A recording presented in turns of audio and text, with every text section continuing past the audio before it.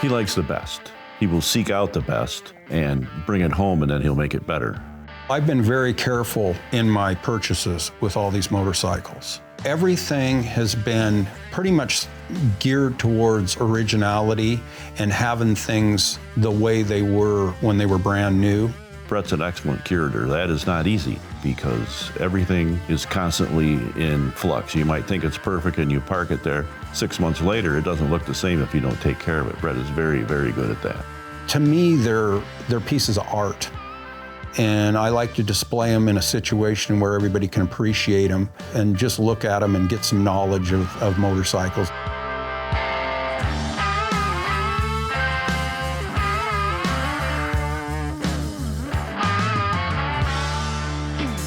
Brett's collecting style, he likes things that speak to him from his youth. There's the racing motorcycles. Brett was an avid motorcycle racer for several years.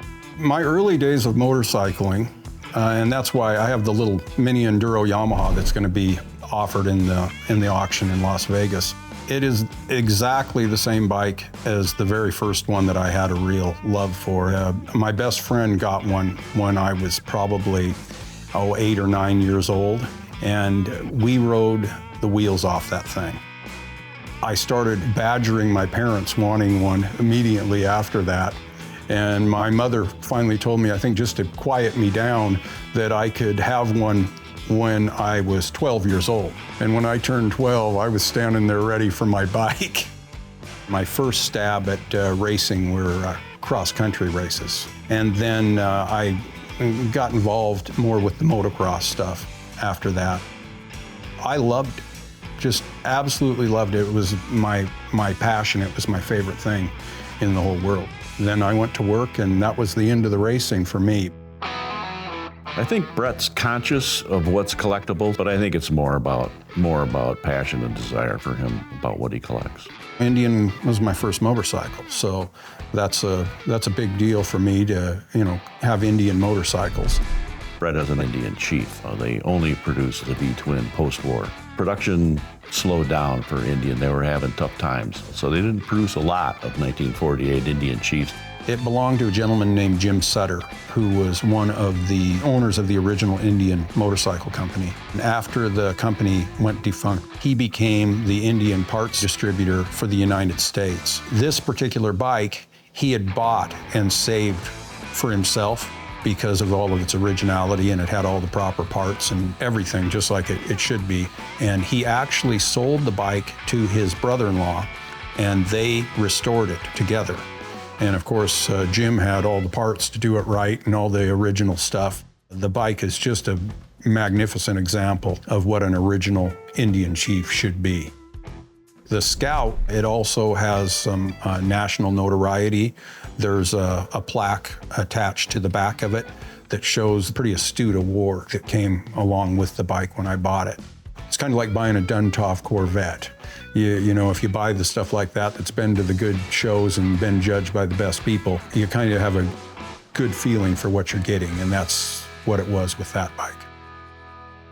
One of the motorcycles that Brett has collected is a 1959 Triumph Bonneville. 1959 was the first year for the Bonneville. Triumph factory had some success. It set a world speed record in Bonneville, oddly enough, just a couple years previous to that. So they decided that they should name one of their models after the Bonneville. The Bonneville was a 650 parallel twin. It was also the first time that they tried a dual carburetor setup. The 59 Bonneville was special to me. It was the first year of the Bonneville, and the Gulf colors are just beautiful. I love them.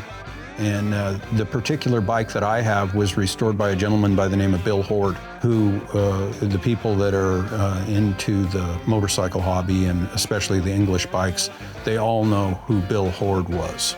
And his bikes are just second to none. BSA is a British manufacturer, and they go back to pre-World War I and ran up into the mid-1970s. They were not only known for their street machines, but they were also highly competitive in all the disciplines of motorcycle racing. BSA, to me, is just a piece of history. Their history of building firearms for the war efforts and everything else. It's a special brand. It's been around forever. I really grew to have an appreciation for the beauty of those English motorcycles. And especially that Catalina Scrambler that I'm bringing to the auction is almost a completely original bike. It's just such a beautiful example. You'd think it was restored. It's had the tires and the grips replaced. I know that because I did that. But other than that, I believe the bike is completely original. And I bought it from a gentleman that actually kept it in his living room. And he would start it once a year and ride it around his neighborhood for a short time and then put it right back in the living room again. So the bike is fantastic. The Spitfire Scrambler is a bike that was restored by Martin S. He's from Europe. His restorations are just fantastic. Brett has a Rickman Triumph, which is another competition machine. The Rickman brothers were English, and they were dissatisfied with the heaviness and bad handling, in their opinion, of some of the British motorcycles at the time. So they started producing their own frames, but they would use an engine, of course, from one of the other manufacturers. Triumph was one of their favorites. It's a Rickman Matisse Triumph. That bike was built by John Whedon. And John Whedon was probably the most astute road racer in the world through the 1970s and part of the 80s. That bike, he called it a Steve McQueen replica, which McQueen had one identical to it that he raced in the 1960s. In the more unique side, Brett has an Italjet Works, which means factory racing motocross bike. You know, they were a rocket ship. They had the power of a 125. They did very well. The Italjet that I'm bringing to the sale is a factory race bike. And at the time when I was racing, those Italjets were something new, they were something special. Incredible power. This one was restored by Phoenix Restorations, and it is a gorgeous example, but it's something real special. When we see a collection like the Brett Sargent Motorcycle Collection here, I look at what he's collected and what the variety is. There was no doubt that it had to go to our Las Vegas motorcycle auction in January because of the variety and the quality. I think that the things that are important to all of us and the things that we love, we look back for memories. To me, a person who buys one of these motorcycles is going to get something that is a wonderful piece that's done the way it should be done. He's very serious and good at what he does, so he inspires a lot of confidence in our bidders. They will understand from the quality of his machines that if they buy a motorcycle from the Brett Sargent Collection, they're getting something that has been meticulously prepared and maintained, and with very little thought can be ridden. I think they'll be very popular in Las Vegas in January.